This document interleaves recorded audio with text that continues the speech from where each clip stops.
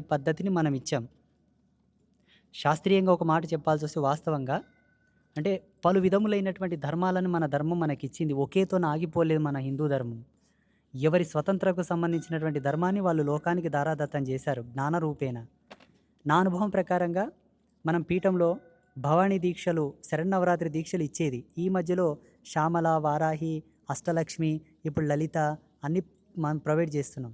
ప్రతి దీక్షలో మనం పెట్టిన ధర్మం ఏంటంటే సూర్యుడు ఉదయించిన తర్వాత ఏదో కొంత అల్పాహారం తీసుకోండి.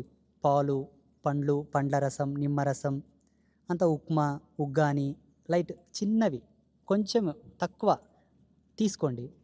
సూర్యుడు కనుమరుగైన తర్వాత పొద్దుగూట్ల పడ్డ తర్వాత మళ్ళీ శుచిగా స్నానం చేసుకొని మీరు వండుకున్నదే అమ్మకు నివేదన పెట్టి మీరు తినండి అని చెప్పాను. తిని చక్కగా విశ్రమించండి. దీని ద్వారా ఏమవుతుందంటే ఇంద్రియాలకు ఒక ధర్మం ఉన్నది. ఆ ఇంద్రియాల ధర్మంలో మీ దీక్ష మిళితమైనప్పుడు పకటిపూట భోజనం చేస్తే ఇంద్రియాలలో ఇమిడవలసిన దైవికత ఇమిడదు కదా. ఇది నేను సొంతంగా రీసెర్చ్ చేసినటువంటి సత్యం.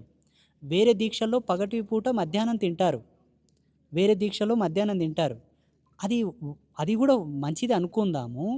నేను స్వతంత్రంగా నేను తీసుకున్నటువంటి విషయ పరిజ్ఞానం ఏమిటి అంటే రాత్రికి పొద్దుత్తమాన మీరు ఎంప్టీగా ఉండాలి. మీ అనుష్ఠానము మీ మీ నేను దీక్షలో ఉన్న కాళ్ళకు చెప్పులుండవు. ఒక విధమైన ట్రాన్స్‌లో ఉంటారు కాబట్టి ఆ కోణం అనేది మీ ఇంద్రియాల్లో ఇమడాలి. మీ డైజెస్టివ్ సిస్టమ్ అన్నాన్ని అరిగించే పనిలో ఉండకూడదు. మీ జ్ఞానాన్ని అరిగించే పనిలో ఉండాలి. రాత్రికి ఇంత కడుపులో యేసుకొని పడుకోండి. స్వస్తి. అన్ని విధాలుగా స్వస్తి.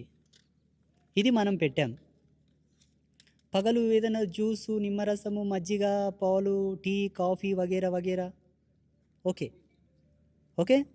Okay. You will go. I will go. Go.